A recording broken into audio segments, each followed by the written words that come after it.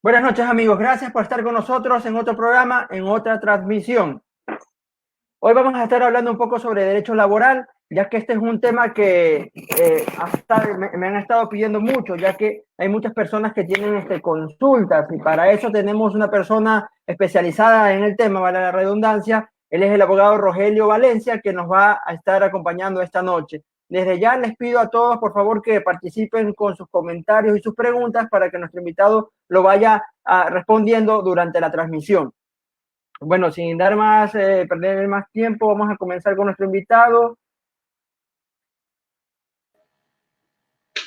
Muy buenas Abogado noches, ¿cómo Valencia, está? ¿cómo está? Buenas noches. Don Daniel, un gusto, un placer saludarle a usted y a todas las personas pues, que tienen el honor de escucharle y, por supuesto, para colaborar en su programa Diálogo. Gracias, abogado, por estar aquí. Abogado, quiero iniciar, antes de entrar a lo medular, quiero entrar a una pregunta que me han estado, incluso hoy día me la han hecho, la reinserción laboral post-coronavirus. ¿De qué manera podemos conservar los pocos empleos que aún todavía hay? Ya que vemos que ha sido una cantidad mayor de desempleados que hay actualmente. Entonces, ¿de qué manera podemos conservar los pocos empleos que aún tenemos? Muchas gracias, muy buena pregunta, don Daniel, como para empezar esta importante conversación. Primero me gustaría definir el tema de que hay que tener en claro, y para que todos los que nos escuchan, nos ven en su programa, no hablemos de post-coronavirus, ¿no? Podemos hablar de post-cuarentena, podemos hablar de post-aislamiento social para pasar al distanciamiento social, pero post-coronavirus no, porque incluso los más optimistas, investigadores y especialistas predicen que esta cuestión pueda llegar a seguir como la estamos tratando de sobrellevar a finales del 2021. Entonces, tenemos que entender primero que hay que centrarse que la realidad va a continuar como la estamos asumiendo y que esa normalidad que probablemente conocíamos antes de pasar al aislamiento social no sea pues la que volvamos a vivir cuando nos vayamos reintegrando. Entonces, en este sentido, para hablar de reinserción laboral, para volver a tener espacio en lo que es el sistema laboral a nivel privado o el sistema laboral a nivel público, yo creo que va a haber una transformación mayúscula que no necesariamente tiene que basarse en la parte administrativa, sino en la parte legislativa. De hecho, ya para hoy existe ya el informe de segundo debate que tiene que ver con la famosa ley humanitaria, donde ya van reformas al Código del Trabajo en las cuales lo que se busca es adaptarse a esta realidad. Definitivamente la reinserción no va a ser sencilla porque usted sabrá que muchas microempresas, pequeñas empresas y por supuesto aquel pequeño negocio que podía tener uno o dos empleados ya está casi en extinción. Y la realidad, para esta entrevista, lo importante es decirles que independientemente de aquello, lo que busca de alguna otra manera es el Estado es tratar de sobrellevar esta situación. Recordemos que a nivel público está sucediendo algo muy parecido. Se están suprimiendo instituciones, fusionándose otras a través de lo que permite el ERJAF, el Estatuto del Régimen Administrativo Jurídico de la Función Ejecutiva, y que lógicamente eso basta con decreto ejecutivo del presidente para realizarlo. Y eso es importante también tener en claro, a nivel de lo que es el sistema, de lo que tiene que ver con el servicio público, está sucediendo lo mismo. Es decir, la reinserción completa laboral en materia privada y en materia pública no va a ser tan sencilla, no va a ser tan fácil. Si ya era complicado conseguir trabajo antes de esta situación grave que vivimos a nivel de sanidad, va a ser mucho más difícil en la siguiente etapa cuando ya estemos retornando a retomar las actividades, entendiendo que tenemos una realidad distinta con un virus que sigue aquí y una enfermedad que lógicamente hay que evitar que se propague. Abogado, yo tengo una consulta sobre el tema. La fuerza mayor, ¿cuándo se hace uso? ¿Cómo se aplica este término?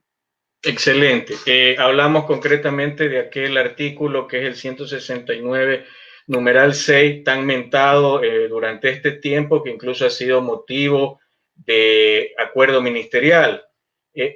Hay que entender algo, ¿no? Incluso hoy, producto de que este artículo se propone ser reformado justamente con la ley, el proyecto de ley humanitario que se está tramitando ya con informe para segundo debate en la Asamblea, tenemos que entender que actualmente, como está redactado y que data desde mucho tiempo atrás, de cuando el código ya tenía su vigencia y luego incluso su codificación o varias reformas, estamos hablando lo más reciente, año 2005, y luego pues ya vinieron otros cambios posteriores. Esta norma se quedó, es una de las más antiguas y se refiere no solamente a la fuerza mayor. Recordemos aquellos que tenemos conocimiento en materia jurídica, no solamente podemos hablar de fuerza mayor, sino también de caso fortuito. Y cuando esto se define profundamente, se entiende que la fuerza mayor deviene muchas veces de la actuación del humano, la actuación del hombre, y eso tiene que ver con temas, lo que se denomina ahora antrópico, o con efectos de lo que produce una actuación humana. En cambio, el caso fortuito sí es algo que deviene la naturaleza. De hecho, este numeral es muy claro en hablar, por ejemplo, de terremotos y de situaciones netamente fuera de lo que podría estar la fuerza del ser humano involucrada ahí. Lo cierto es que no es tan sencillo. Hay un tema que incluso hoy comentaba uno de los colegas que forma parte de un importante grupo en Facebook de conocimiento y redacción a nivel jurídica. Decía él que prácticamente como se intenta reformar el artículo, no es que soluciona mayor cosa, y en la actualidad incluso se puede tener una interpretación muy distinta a la que de manera ligera se podría estar dando este artículo. Si bien es cierto, ahí da la posibilidad de que se termine la relación contractual de manera directa por el hecho de que exista una situación de fuerza mayor o caso fortuito, no estamos hablando de un hecho ya conocido, inminente o declarado completamente a nivel nacional, mundial, como usted lo quiera, sino que cuando hablamos de un contrato muy particular, en este caso el contrato de trabajo que es entre un empleador y un empleado, tiene que revisarse lo que es intrínseco a ese contrato. Entonces, puede haber fuerza mayor, puede haber caso fortuito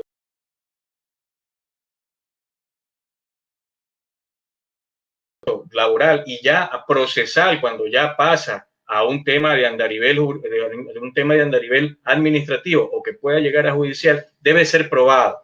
¿Y qué es lo que debería probarse ahí? ¿Cómo es que el caso fortuito, la fuerza mayor, afecta esa relación directa entre el empleador y el empleado? Muchos dirán, no, pero si ya no hay posibilidad de pagarle, de mantenerlo ahí porque ha estado cerrado tanto tiempo la empresa y lógicamente lo único que me queda es votarlo, entonces simplemente le aplico el artículo. Yo recomendaría que se tenga mucho cuidado con eso, ¿no? Recordemos incluso que aún firmando un acta de finiquito no es la última palabra. Ese es otro criterio muchas veces equivocado. El empleador siempre lo que quiere es tener todo en orden. Cuando hablamos de todo en orden es tener saneado el tema a nivel contable, a nivel laboral, a nivel estructural y por supuesto documental. Pero muchas veces por salir rápido de una temática, después se va generando problemas que aparecen con el tiempo. ¿Por qué lo digo? Porque incluso las actas de finiquito tienen la posibilidad de ser impugnadas de acuerdo al mismo Código de Trabajo y dependiendo de lo que se pueda aprobar posteriormente, luego de unos 2, 3, 4, 5 meses y quién sabe el próximo año, dentro de ese tiempo de previsión que tiene para reclamar un derecho a un trabajador, pueda seguir una acción, demandar y llegar a tener incluso una indemnización por un valor que hubiera sido más ideal negociarlo para terminar de buena manera esa relación que tener después un problema mayúsculo. Entonces yo recomendaría que eso se observe bien y por parte del empleado, que el empleado siempre maneje el criterio de que sí, puede haber una afectación mayúscula, pero ¿en qué punto afecta eso directamente en la relación que tiene él con su empleador? Si ya es definitivo, no se puede manejar el tema de mantener la relación laboral si no hay un acuerdo o a llegar a sentarse a negociar como se debe negociar en estos temas netamente de relaciones laborales, lo que queda es seguir la acción pertinente.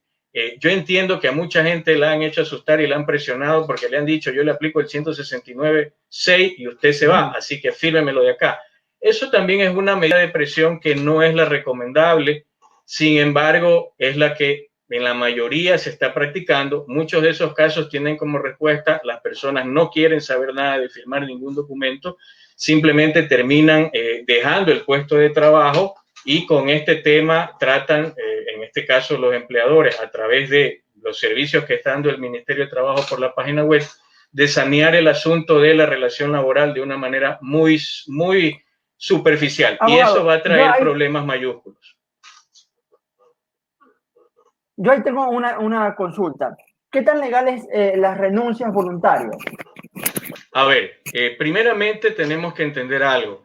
En materia del Código de Trabajo, usted lo puede revisar de cabo a rabo, ahí no existe el criterio de la renuncia. La renuncia, como estamos hablando de la materia laboral en general, tiene que ver es con el servicio público. Allá sí la renuncia tiene que ser presentada, aceptada y por supuesto procesada para el tema de la acción de personal.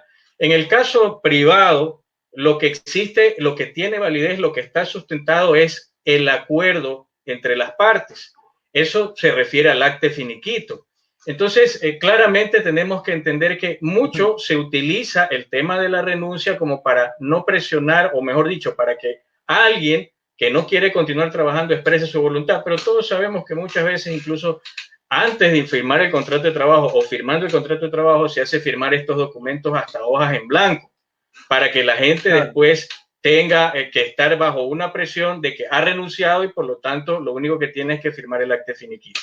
Si las renuncias tuvieran tanto peso, serían parte de los documentos habilitantes de la acta finiquito, pero resulta que al Ministerio de Trabajo no le interesa eso porque legalmente no está contemplado. Es una expresión de la voluntad, sí, pero no está contemplado. Ahora, ¿qué es lo que sucede? Que normalmente se utiliza eso como presión para llegar al acta finiquito. Y vuelvo y repito, aún con esas circunstancias, muchas veces cuando esto no se ha manejado de una manera profesional, de una manera adecuada, con una consulta técnica, no solo a nivel legal, sino también a nivel contable y a nivel de las normas y reglas que tiene que cumplir todo empleador, después vienen problemas mayúsculos porque los derechos del trabajador son irrenunciables.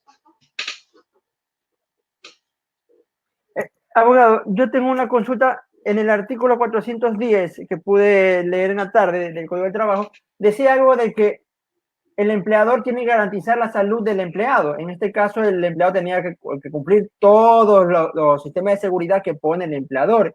En un ejemplo, un empleado que se ha infectado de coronavirus, del COVID, y no pueda presentarse al laboral, y el empleador tenga que despedirlo, ¿de qué manera él puede proceder? Ya que él, digamos, siguió las medidas de seguridad. Listo, usted me ingresa en un tema que es también de actualidad en este momento. Estamos hablando de la salud ocupacional y las enfermedades profesionales. Efectivamente, como está el código redactado, el Código de Trabajo, que es la norma madre, dio pie a esto que por constitución tienen todas las instituciones ejecutivas como el Ministerio de Trabajo, que es la potestad reglamentaria, de emitir a través de un acuerdo ministerial el hecho de que esto no sea considerado como parte de lo que es riesgo del trabajo o, por supuesto, una enfermedad profesional. Esto todo está abarcado en el tema de salud ocupacional. Claro que técnicamente tiene sus andariveles, no podemos confundirlos tampoco. Pero en el ambiente necesario y considerando la realidad que estamos viviendo, incluso usted podrá encontrar que el Ministerio de Trabajo ha tenido que estructurar también protocolos, tanto para el servicio privado como para el servicio público. Protocolos que deberían ir de la mano con lo que de alguna otra manera el ente rector de salud debe determinar para buscar de alguna forma contener primero el asunto de la enfermedad y evitar que se siga infectando la gente o transmitiendo el virus. Lógicamente, si esto se produce en los actuales momentos, se entendería que la persona corre una suerte de desamparo, pero es un criterio bastante subjetivo porque el mismo Ministerio de Trabajo en su momento, el mismo 28 de abril que emitió un acuerdo ministerial donde se negaba a aceptar la situación, luego lo amplía, lo reforma, lo amplía y hace un agregado en el cual indica que debe ser probado el hecho de que se enfermó, de que se contagió en el lugar de trabajo. Esto probablemente pueda ser resuelto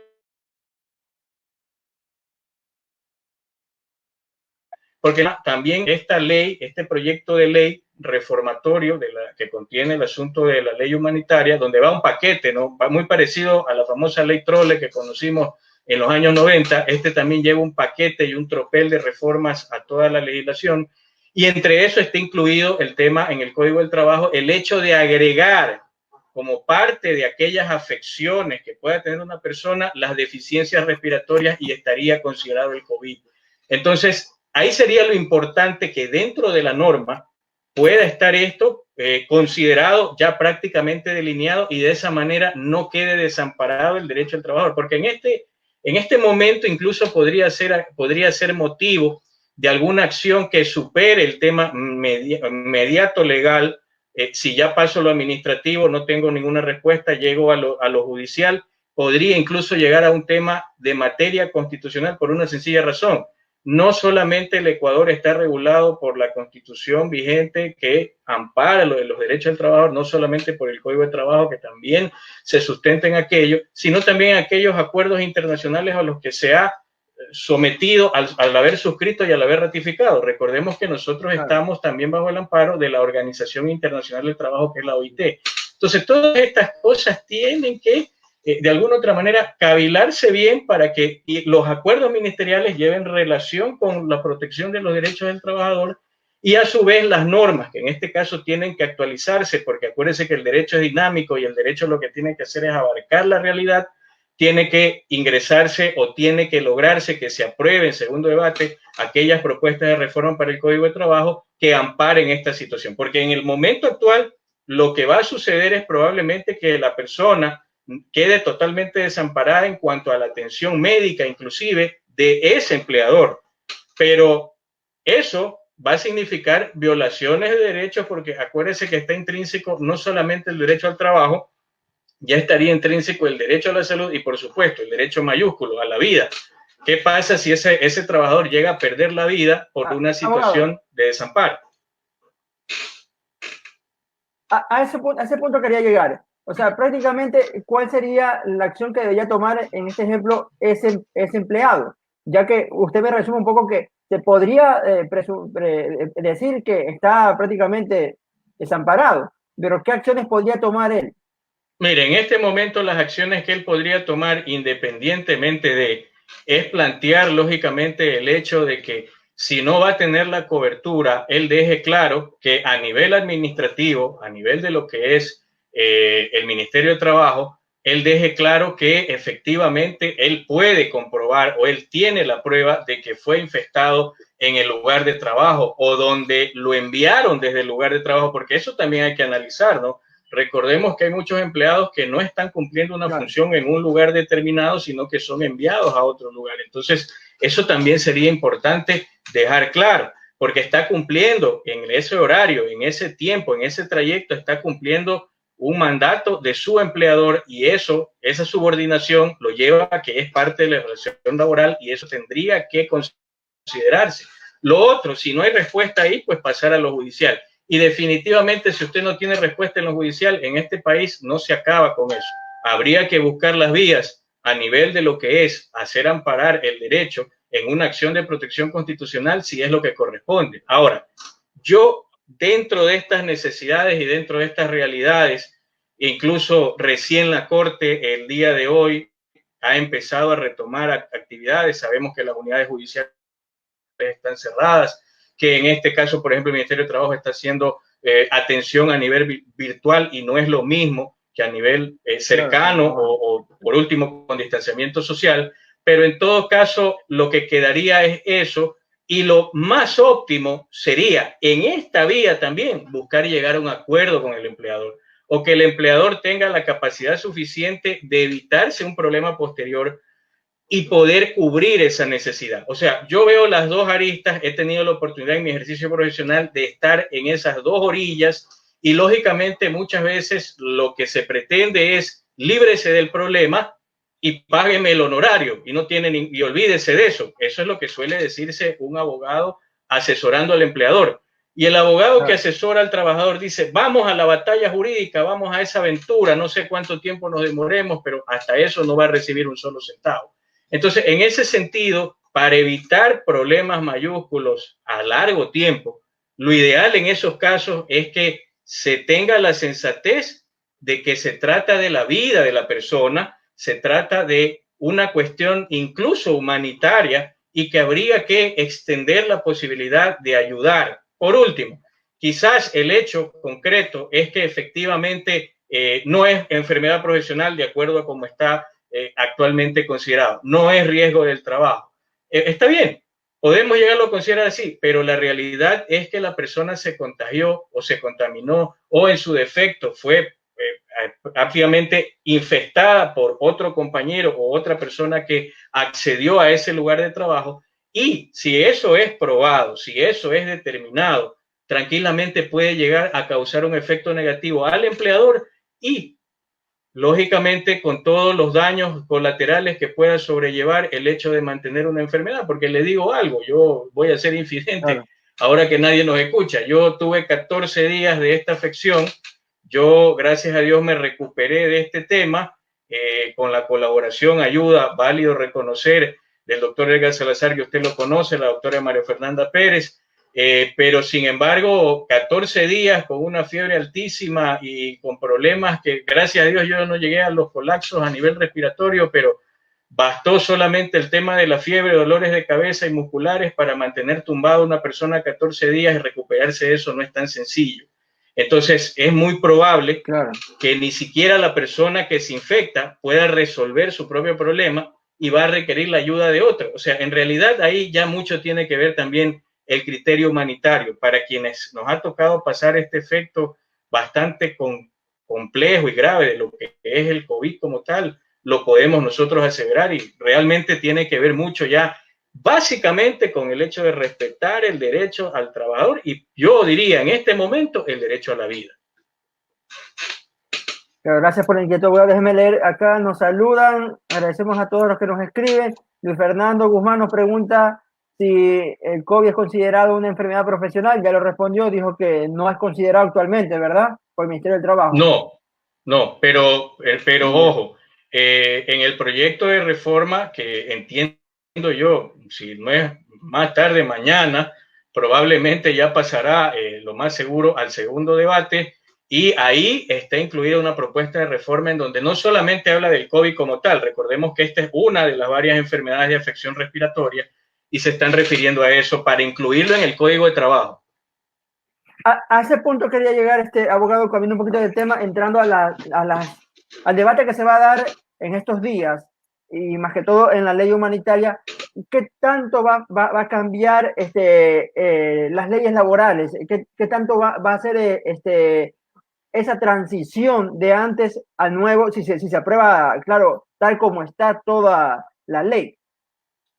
Verá, vuelvo y le repito, no solo va a cambiar la estructura, la fisonomía de la norma laboral, que es el tema que nos ocupa ahora, va a tocar muchos otros temas, es un articulado, es una metrovía larguísima, con muchos de los que se incorporan ahí en ese articulado extenso. De lo que nos ocupa a nosotros, efectivamente hay cambios bastante fuertes, porque acuérdese usted que a pesar de que eso no va a ser llevado por el Ministerio de Trabajo, no está extraído del texto el hecho de que todos colaboremos con el asunto del porcentaje de pago que lo va a llevar la Administración Tributaria Central de SRI respecto a nuestros sueldos. Lógicamente lo que veo es que de alguna manera esa tabla se la cerró desde los $2.500 como hasta los $250.000 en adelante, y lógicamente ahí vienen valores fijos y porcentajes por lo que es la fracción excedente.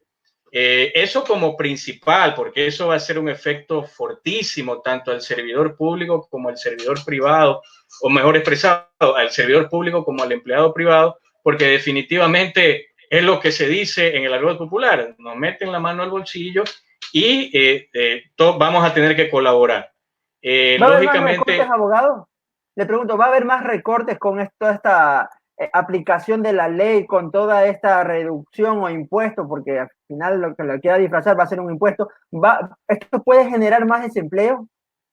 Efectivamente, no solamente que puede generar más desempleo, va a generar un problema mayúsculo que es el que va a afectar a la reactivación económica, que es el hecho del circulante y la capacidad de poder tener el hecho de consumir. O sea, la capacidad de consumo se va a reducir al mínimo, entendiendo el consumo de lo que requerimos.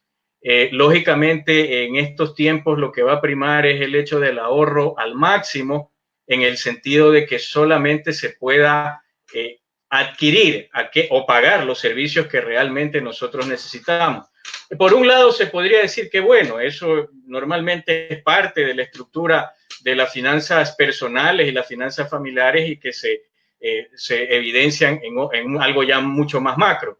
Pero la verdad es que también afecta a la economía propia misma de lo que es, por ejemplo, poniendo el caso de Guayaquil. O sea, la gente, si antes le daba el tema de, por ejemplo, dar $1 a alguien que por ahí le cuidaba el carro, ya sabemos que con los vale parking eso quedó totalmente destruido, pero si todavía hay por ahí un caso de eso, ya la gente no va a tener ese $1, ni tampoco va a haber la posibilidad de poder egresar valores para cosas que puedan ser, sí, efectivamente consideradas como un lujo, como comer en un restaurante, como salir una noche a divertirse en algún centro de diversión o baile. O sea, claro, cualquier cosa que no sea algo estrictamente necesario va a terminar afectando. Ahora, usted me dirá, no, mejor, pues la gente ya no consume eso y está en su casa tranquilo. Sí, pero consideremos que muchas familias, muchas personas dependen de esos trabajos y esos trabajos son los que realmente ya estarán extintos cuando nosotros vayamos poco a poco retornando a nuestras labores de la manera en que vamos a retornar. Entonces, hay que tener en claro que más allá de recortes, realmente esta norma lo único que está solidificando es lo que ya estamos viviendo, porque la realidad es que el problema es mayúsculo, el Estado efectivamente se seguirá quejando que no tiene suficiente dinero y ahora habrá que verificar y cuidar el hecho de que esos recursos se manejen bien, porque se está hablando igual de la cuenta especial, se está hablando igual de los destinos. Entonces nos tocará realmente a los ciudadanos utilizar las herramientas de participación ciudadana para verificar que eso se cumpla, porque el efecto que esta ley va a traer es un efecto bastante, yo no diría tanto traumático, pero sí es un efecto bastante de alta presión, de alta presión, y realmente es lo que nos va a tocar asumir. Yo he venido diciendo incluso, esta generación nos tocó vivir una situación que estábamos totalmente desconociendo esta realidad, pero más allá de eso, impreparados, nos cogió desarmados un poco más y desnudos, y la verdad es que nos va a pasar factura. O sea, todo lo que ha sucedido en el Ecuador, aún tratando de mejorar las condiciones y situaciones, no va a ser sencillo, va a ser complejo, pero en todo caso tenemos que estar fuertes mentalmente, fuertes físicamente para poder afrontar todo esto, ¿no? Yo le diría, también hay otros temas que tienen que ver ahí en cuanto a lo laboral, que lógicamente se refieren a centrar este asunto del teletrabajo, para entender el teletrabajo no solamente como lo que estamos haciendo ahora, sino como el medio que sería la opción más viable para tratar de solucionar la posibilidad de evitar el contacto físico, ya institucionalizarlo en el Código de Trabajo. También se pretende el hecho de que en el Código del Trabajo ya se pueda, lógicamente, considerar las posibilidades de un mejor desarrollo en el caso de problemas a nivel empresarial con los empleados respecto de no poder llegar a acuerdos. Se está tratando ahí incluso institucionalizando el tema que ya existe en materia laboral y que de hecho es pionera la materia laboral, la mediación, para buscar de alguna otra manera sostener la existencia de una empresa, así como también poder mantener esos espacios o esos empleos de aquellos trabajadores que definitivamente no estén de acuerdo con alguna posición o con la caída inminente de la empresa. Básicamente eso es lo que trae esta estructura de reformas, y que sería importante que se difundan. Lastimosamente el tiempo apremia, ya mismo se cumplen los 30 días. Recuerde usted que se mandaron 2 proyectos de ley a la Asamblea por el Ejecutivo a la carrera. El uno es la ley de apoyo humanitario, y el otro es la ley de ordenamiento de finanzas públicas, y los dos ya están para segundo debate. Entonces El uno tiene que ver con la estructura netamente del financiamiento del Estado y la otra prácticamente nos atañe a los ciudadanos. Abogado, nuevamente nuestro amigo Luis Fernando Guzmán nos pide su opinión sobre el artículo 169 del Código del Trabajo. Ya, el artículo 169 tiene varios numerales, ¿no? Entiendo que lo que preocupa en este momento es ese famoso numeral 6, que es lo que habíamos conversado hace algún momento. ¿Por qué preocupa? Porque efectivamente ese ha sido el numeral utilizado en este artículo para llegar a la terminación de las relaciones laborales. Ojo, estamos hablando de terminación de relación laboral de contratos que son personales, contratos directos. Y ahí hay que ratificar el criterio de que aún con la norma vigente, eso no debe ser llevado de forma tan liminar o tan simple como se lo ha llevado.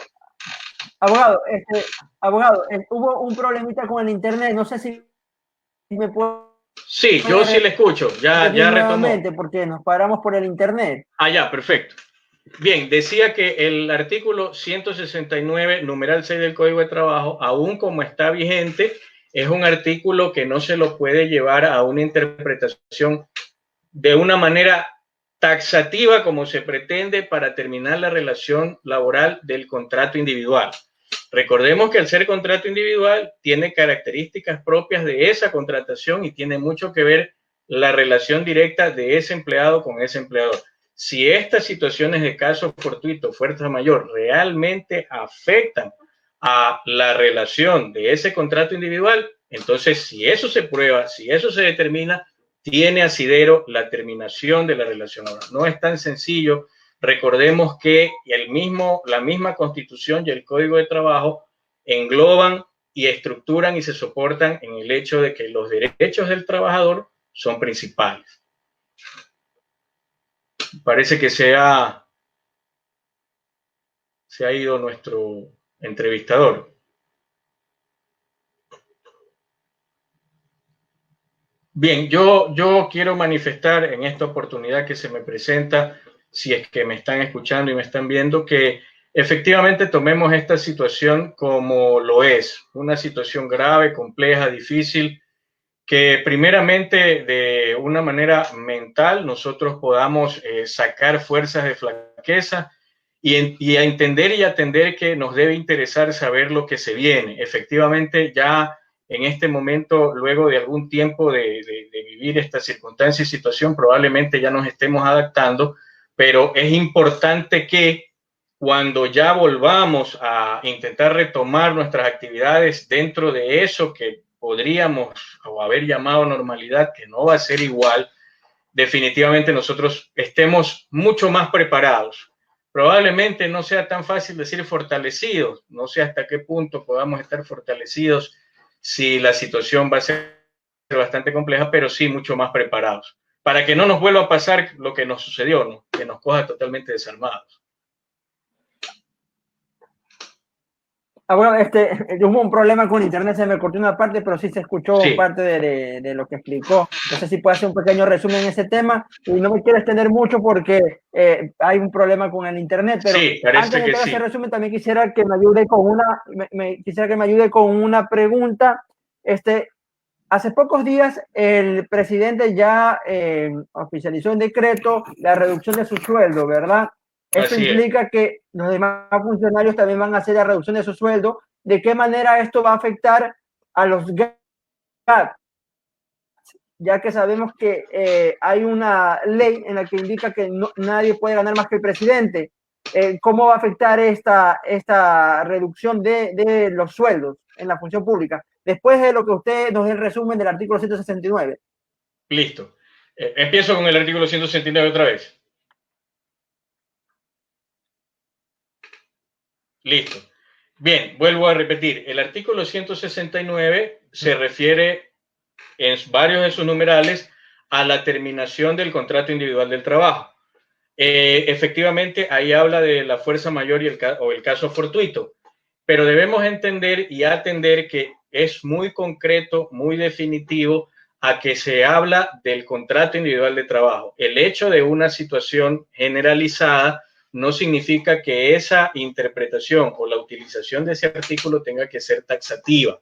Hay que tener mucho cuidado porque en materia laboral, que es derecho social, siempre se privilegia la parte más débil y se entiende a la parte más débil el trabajador. Entonces hay que tener cuidado con la interpretación, porque si realmente el caso fortuito, la fuerza mayor, de manera comprobada afecta la relación, el contrato individual de trabajo en ese caso particular y no se puede sostener, entonces aplicaría. Caso contrario, sí, efectivamente por presiones, mal asesorado, el empleador puede llevar al hecho de que sí, fírmeme el acta de finiquito, pero vuelvo y les repito, el acta de finiquito no significa que está terminado la posibilidad de que un trabajador sintiéndose afectado, sobre todo cuando no está pormenorizada esa acta de finiquito en cuanto a su liquidación o la liquidación no se cumple, no puede acudir concretamente a la función judicial y activar los derechos de manera judicial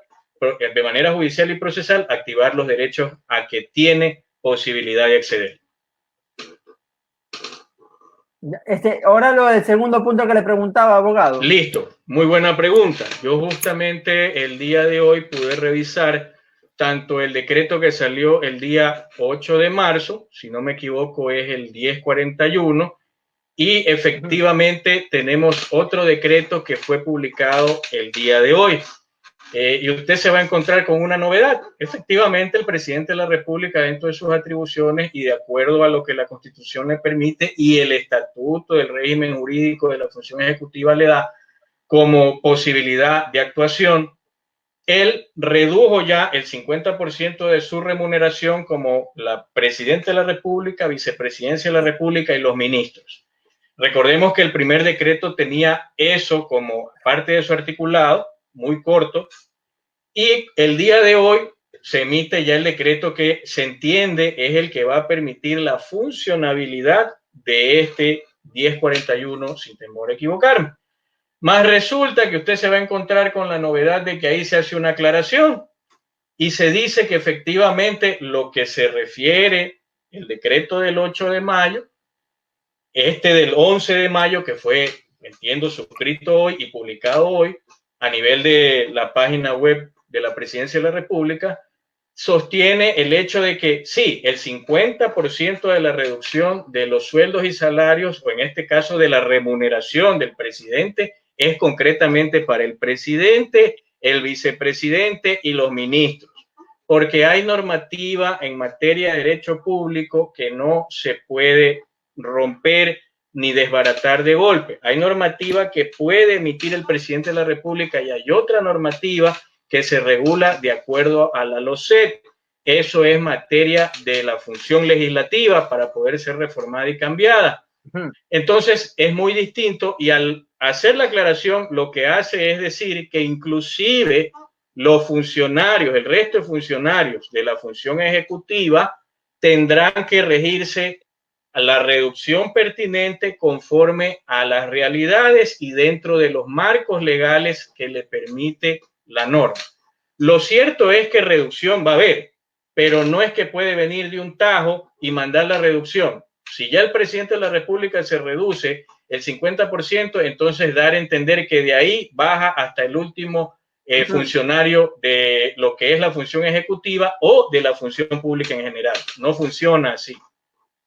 ¿Esto no afectaría entonces a ningún GAC?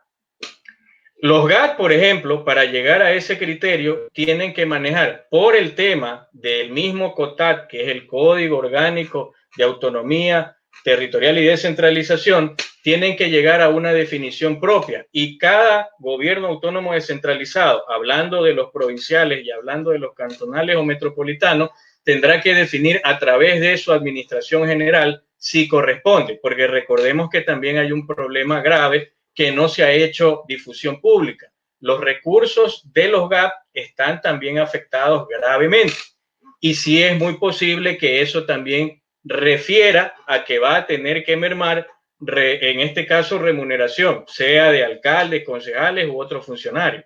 De hecho, ya de entrada nosotros ya tenemos, por ejemplo, el tema de que si se aprueba la ley humanitaria tal cual como está, el informe para segundo debate y el texto del proyecto, ya de entrada ahí ya hay valores que pagarle al Estado que serán recaudados por el Servicio de Rentas Internas. Abogado, le quiero agradecer mucho su participación. De antemano, espero que podamos tener otra próxima entrevista donde podamos hablar más del tema. Ya el tiempo no nos ayuda mucho. Quisiera que nos regale un pequeño mensaje antes que se despida, abogado. Muchas gracias, Daniel. Agradeciéndote a ti y al espacio justamente para dejar claro el hecho de que sí es verdad que pueden venir días difíciles, que el panorama es bastante oscuro o haya muchos nubarrones en el horizonte, pero yo sí quiero dejar un mensaje de que nosotros los ecuatorianos estamos hechos de mucha fuerza, de mucho valor, y que si bien es cierto esta situación nos cogió desprevenidos y no preparados, tenemos que nosotros ahora prepararnos. No volvamos a salir como antes. Cuando empecemos nuevamente a retomar todo, retomémoslo como lo que realmente es, una situación en la que tenemos que aprender a vivir con un virus y con una enfermedad, pero que definitivamente tenemos nosotros que rescatar la situación de nuestro país. Somos nosotros, lo demás es puro cuento. Muchas gracias, abogado. Pase una buena noche, abogado. Muchas gracias, Daniel. Muy amable. Buenas noches con todos. Bueno, amigos, estuvimos con el abogado Valencia, que nos ayudó con muchas inquietudes. Realmente el internet no me ha ayudado mucho esta noche para poder extendernos más. Quedaron muchas preguntas colgadas. Esperamos una próxima entrevista poder resolver todas esas inquietudes.